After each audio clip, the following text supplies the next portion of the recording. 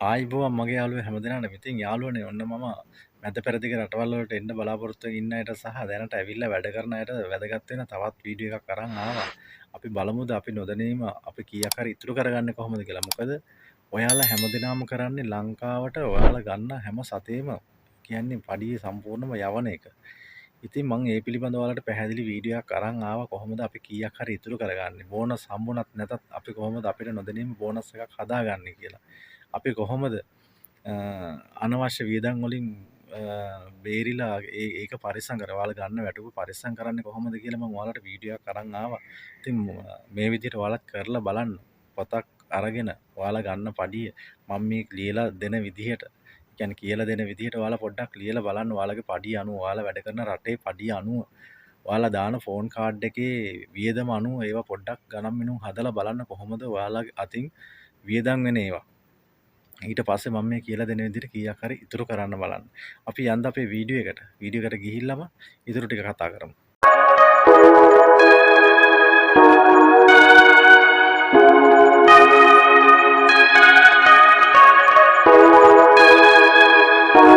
ඉතින් යාළුවනේ අපි වීඩියෝ එකට ඇවිල්ලා බලමු කොහොමද අපිට අපිට නොදැනීම අපි බෝනස් එකක් එකතු කරගන්නේ කියලා අපි යනකොට අරන් යන්න.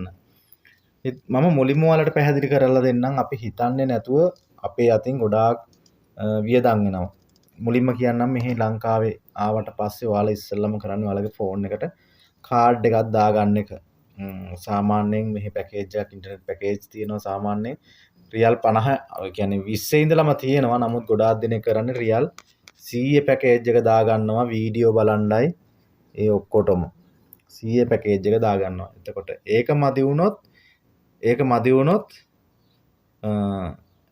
ඔයාලා කරන්නේ තව ඒකට එකතු කරනවා 50ක්. එතකොට 150ක කාඩ් දාගන්නවා ඔයාලා මාසෙට. එතකොට 150 වැඩි කරන්නකො මාස 24න්. එතකොට හිතන්න 150 වැඩි කිරීම මාස 24ට ඔයාලා ෆෝන් එකට වියදම් කරනවා 3600ක්. 3600ක් ඔයාලා ෆෝන් එකේ කාඩ් දාන්න විතරක් වියදම් කරනවා මාසෙට. ඒ කියන්නේ 150.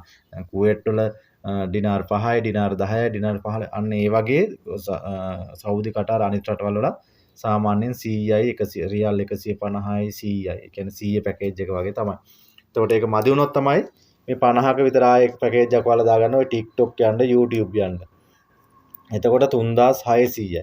එතකොට 3600 මේ දවස්වල රේට් එකෙන් බලන්නකො මම මේ ගොඩක් කියන්නේ රියල් වලින් 3600 රේට් එක බලපුවාම දැනට 78යි රේට් එක. එතකොට 280800ක් ඔයාලා ෆෝන් එකට වියදම් කරනවා කාඩ් දාන්න.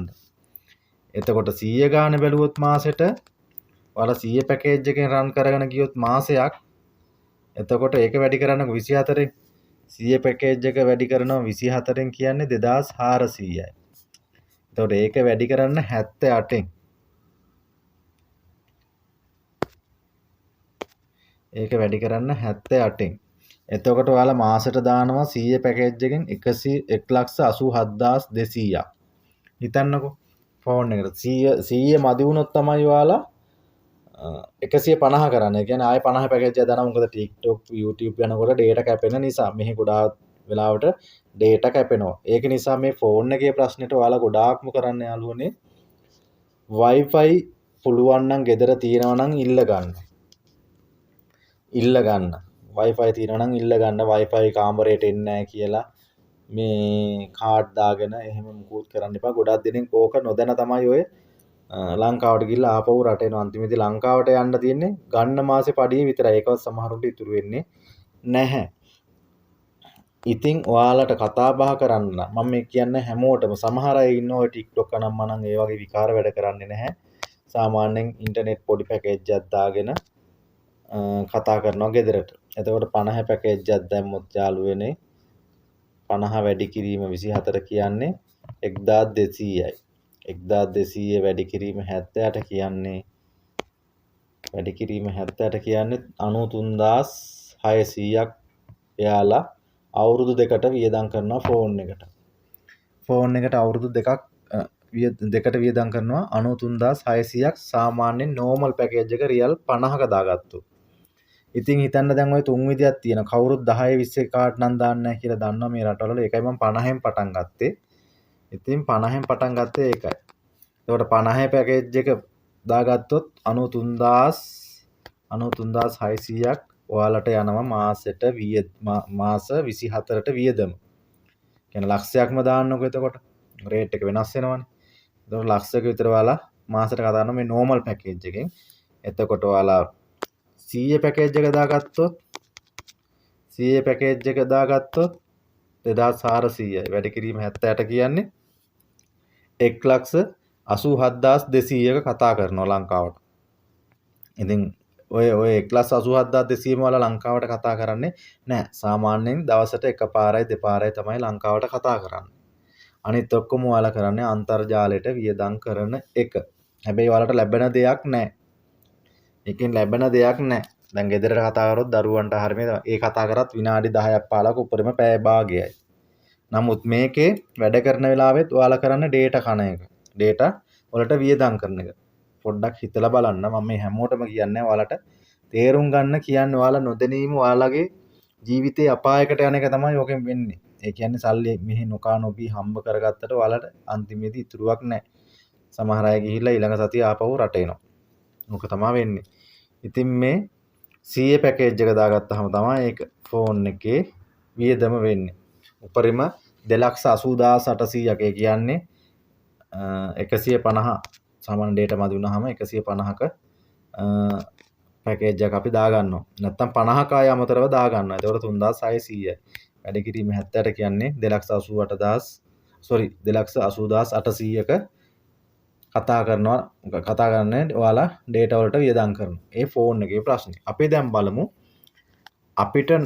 අපි හිතන්නේ නැතුව සාමාන්‍ය විදිහට අපි කොහොමද ගාණක් ඉතුරු කරගන්නේ කියලා. රට ඇවිල්ලා අපි ගාණක් ඉතුරු කරගන්නේ කොහොමද කියලා බලන්න. සාමාන්‍යයෙන් ගෙදර වැඩ කරන ගෑනු කෙනෙකුගේ පඩි 1200යි. ලේබර් කෙනෙක්ගේ පඩි කට. මම මේ රියල් වලින් කියන්නේ. දැන් කුවේට් වල නම් 120යි ඔය වගේනේ යන්නේ. දැන් මේ කටාර් සෞදි වල 1200යි. 1200යිනේ. එතකොට 1200ම ඔයාලා කරන්නේ ලංකාවට දාන එක. මේ 1200ම ලංකාවට දානවා. එතකොට ඔයාලට අතේ කීයක්වත් ඉතුරු වෙන්නේ නැහැ. 1200න් ඔයාලා සාමාන්‍යයෙන් ෆෝන් කාඩ් එක අඩු කරන්නකෝ. ෆෝන් කාඩ් එකට 150ක් අඩු කරොත් ඔන්න 1050යි. ඔයා ඕක කරන්නේ ලංකාවට දාන එක. 1050ම ලංකාවට දානවා. නැත්තම් 1100ක් ලංකාවට දානවා. ඔයාගේ අතේ කීයක්වත් ඉතුරු වෙන්නේ නැහැ. අපි 1100ක් සාමාන්‍යයෙන් අපි 1000ක් කියමුකෝ. 1100යි. එතකොට 1100 වැඩි කිරීම 78න් 85ක් ඔයා ලංකාවට දානවා. ඔය 85000න් ලංකාවට දාලා 85000 ඔයා ලංකාවට දැම්මට පස්සේ ඕකෙන් දරුවන්ගේ වියදමයි මහත්තයාගේ වියදමයි ඒ ටික ගියාට පස්සේ පොඩි ගාණක් ඔයාලට ඉතුරු වෙනවා. ඒකෙන් ඔයාලා කරන්නේ සාමාන්‍යයෙන් ගෙදර වියදම ඒ ටික අරපුවාම ඉතුරු ටිකෙන් මොනවා කරනවද කියලා ඔයාලා දන්නෙත් නැහැ. සමහරට මහත්තයා බොන කන කෙනෙක් නම් ඒවට වියදම් කරනවා. සාමාන්‍යයෙන් ගෙවල් දොරවල් හදනවා. ඔය සතේටම ඒ දේවල් කරනවා. මම කියන්නම් එහෙම කරන්න එපා ඔයාලා. එහෙම කරන්න එපා. ඔයාලා 1200ක් පඩිය ගන්නවා නම් ඒකෙන් ඔයා ෆෝන් කාඩ් එකට අඩු කරන්න 100ක්. මම කියන්නේ 100ක්ම දාන්න කියලා. මම මේ උදාහරණයකට ඔයාලට පෙන්නන්නේ 100ක්. මම ෆෝන් කාඩ් එක අයින් කරන්නම්කෝ. ෆෝන් කාඩ් එක අයින් කරන්නම් 1200 පඩියනේ. ඔයා හැම මාසෙම ඔයා හැම මාසෙම රියල් 100ක් එකතු කරන්න. 100ක් එකතු කරන්න හැම මාසෙම කබඩ් එකට හරියට පොඩි ඩබ් එකකට හරි දාලා මේ එකතු කරන්න. එතකොට 100 වැඩි කරන්නකෝ 24න් මාස 24ක් වා ඉන්නවනේ අනිවාර්යයෙන්ම. එතකොට ඔයාලට 2400යි. 2400 වැඩි කරන්නකෝ 78 රේට් එකෙන් 2400 වැඩි කිරීම 78. ඔයාලා ලංකාවට යනකොට ඔයාලට ඉතුරු වෙලා තියෙනවා 1,87,200ක මුදල් ලංකාවට යනකොට. එතකොට ඔයා ඒකට එකතු කරන්නකෝ 2400ක් ඔයාලට රියල් වලින් ඉතුරු වෙනවා. ඒකට එකතු කරන්නකො මාසික වැටුප 1200. එතකොට 3600යි. 3600 වැඩි කරන්නකො 78න්. එතකොට 3600 වැඩි කිරීම 78 කියන්නේ 2,80,800ක් ඔයාලට මුදල් අරන් යන්න පුළුවන් ලංකාවට. ඒ කියන්නේ මුදල් ඉතුරු වෙනවා කියලා. ඔයාගේ අතේ ඉතුරු වෙනවා කියලා කියන්නේ මේ 2,80,800ක්. 2.80යි කියන්නකො. රේට් එකත් එක්ක සාමාන්‍යයෙන් ලක්ෂ 3ක් විතර වට ඉතුරු කරගන්න පුළුවන් දවසට මාසෙට 100 ගානේ ඔයා පොඩි කප්පයකට හරි දාලා පොතාකාසය හරි දාලා ඉතුරු කරත්. ඒක අමතක කරන්න නැති වෙලාවට ගන්න කරන්න එහෙම යන්න එපා. මොකද ගෙවල් වල වැඩ කරද්දී ආය අතින් වියදම් කරගන්න වලට සල්ලි ගන්න ඕන වෙන්නේ නැහැ. ඒක නිසා ඔයා හිතන්න මේ රියල් 100ක් නේ ඔයා එකතු කරන්නේ. රියල් 100යි. ඔයා හිතන්න රියල් 100ට ඔයා රියල් 150ක් ඉතුරු කරන්නකෝ. ඒක වැඩි කරන්නකෝ මාස 24න්. 150 වැඩි කිරීම 24 කියන්නේ 3600ක් රියල්. රියල් 3600ක් ඔයාලට ඉතුරු වෙනවා මාස 24 අන්තිමට. එතකොට ඒකට එකතු කරන්න ඔයාගේ මාසේ අන්තිම පඩිය. ඒ කියන්නේ ඔයා යන මාසෙද මාස 24 ඉඳලා 25 වෙනි මාසේ යනවා කියන්නකෝ. 1200යි. එතකොට 4800යි. 4800යි. වැඩි කරන්නකො 78න්. 4800යි. 3,74,400යි. 3,74,400ක් ඔයාට මුදල් එකතු වෙලා තියෙනවා ඔයාගේ අතේ. ලංකාවේ මිනිස්සු සල්ලි ඉතුරු කරත් නැතත් ඔයාට මේ මුදල අතේ අරගෙන යන්න පුළුවන්. ඒ කියන්නේ අතට ඉතුරු වෙනවා මේ මුදල. ඔයාට මම කියන්නේ 100ක් 200ක් කියලා 150ක් කියලා. පුළුවන් තරම් ඔයාට ඔක්කොම සල්ලි ලංකාවට දාන්න එපා. දැන් මට තේරුමක් වෙන්නේ නැහැ. මොකද ගෙදර කට්ටියට ඉතුරු කරන්නේ නැහැ. ඔයා මාස 24ම ඔයා 1200 ගානේ දාගෙන යන්න. ඔයාට සතයක්වත් ඉතුරු වෙන්නේ නැහැ. අන්තිමේදී ඔයාට බින්දුවක් තමයි ඉතුරු වෙන්නේ. 0 වෙනවා ඔයා. අන්තිමට මුකුත්ම වෙන්නේ නැහැ. ඒක හින්දා ඔයා පුළුවන් තරම් මේ මාසේ 100ක් ඉතුරු කරන්න ඊළඟ මාසේ ඔයා 50ක් ඉතුරු කරත් කමන්නේ. එතකොට මාස දෙකට ඔයාට 200ක් එකතු වෙලා තියෙනවා. මාස දෙකට ඔයා 100ක් ඉතුරු කරනවා මේ මාසේ. ඊළඟ මාසේ 50යි ඉතුරු කරන්නේ. එතකොට ඊළඟ මාසේ ඔයා දාන්න මාස 3 වෙනි මාසේ 150. එතකොට ඔයාට මාස 3ට 300ක් එකතු වෙලා තියෙනවා. ඒක ඔයාගේ ටාගට් එකක් ඔයා කරගන්න. එහෙම කරගත්තොත් ඔයාලට කාටවත් නැමෙන්න ඕනේ නැහැ. බෝනස් නැහැ, අරක නැහැ, මේක නැහැ කියලා. ඒව බෝනස් දුන්නත් එකයි නැතත් එකයි. ඔයා පොඩ්ඩක් හිතලා බලන්න. බෝනස් දුන්නත් එකයි නැතත් එකයි. ඔයා රියල් 200 ගාන ඉතුරු කරන්නකෝ. රියල් 200 ගානේ. ඒක වැඩි කරන්න 24න්. 200 වැඩි කිරීම 24 කියන්නේ 4800යි. 4800යි. ඒකට එකතු කරන්න ඔයා 1200ක් යන මාසේ පඩි. එතකොට ඔයාට රියල් 6000ක් එකතු වෙනවා. රියල් 6000ක් එකතු වෙනවා මාස 24ට. රියල් 6000යි. එතකොට ඔයා ඒක වැඩි කරන්නකෝ 78න් රේට් එක අනුව. එතකොට 4,68,000ක් ඔයා දන්නේම නැතුව ඔයාට ඉතුරු වෙලා. ඔයා රියල් 200 ගාන ඔයා මොකක් හරි කප්පයකට හරි දාලා ඉතුරු කරොත් 200 ගාන. හැම මාසෙම 200 ගාන දාන්න බැරි වෙයි. අද දාන්න 100ක්, හෙට දාන්න 150ක්. ඊළඟ මාසේ එහෙම දාන්න 200ක් දානවා නම් ආයේ අඩු වෙන එක ඊළඟ මාසේ කොහොම හරි දාන්න. ලංකාවට හැම සතේම ඔයාලා දාලා අපරාධයක් කරගන්න එපා. මොකද සමහර අය කිය ගෙදර දොරේ ප්‍රශ්න ණය බේරන්න ඕනේ අරකද මේකද කියලා. ඔව් ඒ දේවල් කරගන්න ඕනේ. මොකද ඔයාලා මෙහි හිටියොත් අනිවාර්යෙන් ඔයාට මාසේ පඩිය හම්බෙනවා. මොකද ලංකාවට ඔයා හැම 1200 ඒ කියන්නේ අපි කියමු 80000 කියලා. 80000ම ලංකාවට දැම්මට පස්සේ මේකෙන් සතයක්වත් ඔය එහෙ ඉතුරු වෙන්නේ නැහැ. ණය බේරණ්ඩයි ගෙදර දොරේ වියදමයි දාපුවම ඉතුරු කරන්න බෑ. ඉතුරු වෙන්නේ නැහැ. එතකොට තව මාසයක් ඔයාගේ පඩිය ගන්නකල් අර කට්ටිය ගෙදර ඉන්න කට්ටිය බලාගෙන ඉන්නවා. එතකොට ඔයා ඒ මාසෙත් කරන්නේ 80000ක් ලංකාවට දාන එක. එතකොට ඔයා ගාව සතයක්වත් නැහැ. ඇවිල්ලා මාස 2යි හරි 3යි හරි ඔයා හැම මාසෙම ෆෝන් එකකට කාඩ් දාගෙන ඔයා ඉතුරු මුදල් ඔක්කොම ලංකාවට දානවා.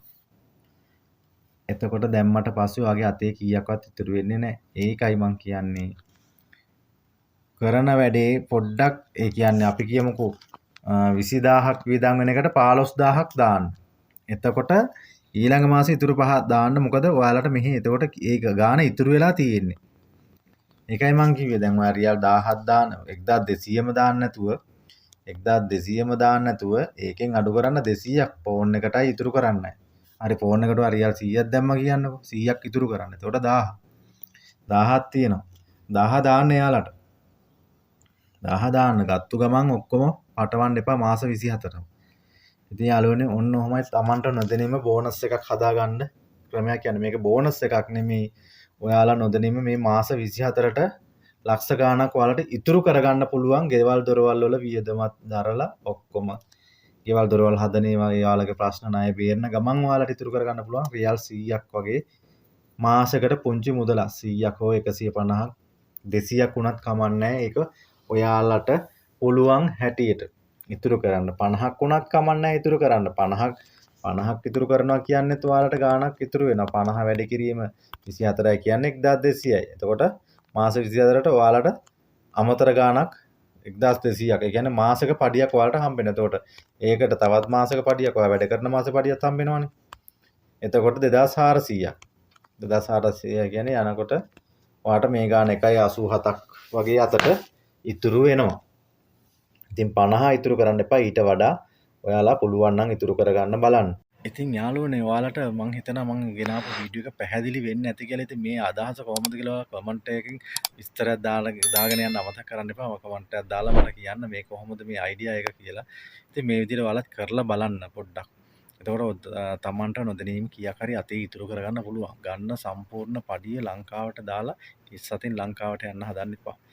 මොකද ගෙවල් දොරවල් හදනවා කියන්නේ පොළොවට යට කරන මුදලක්. ඒක හපුව එන්නේ නැහැ. නමුත් ඔයාලා හම්බෙන මුදලින් කීයක් හරි ඉතුරු කරගෙන ඉතුරු මුදලින් ඔයාලා වැඩ පටන් ගන්න. ඉතින් ගිහිල්ලා එන්නම් තවත් වීඩියෝ එකක් අරන් එනකල් ඔයාලට සුබ සතියක් කියලා ප්‍රාර්ථනා කරනවා.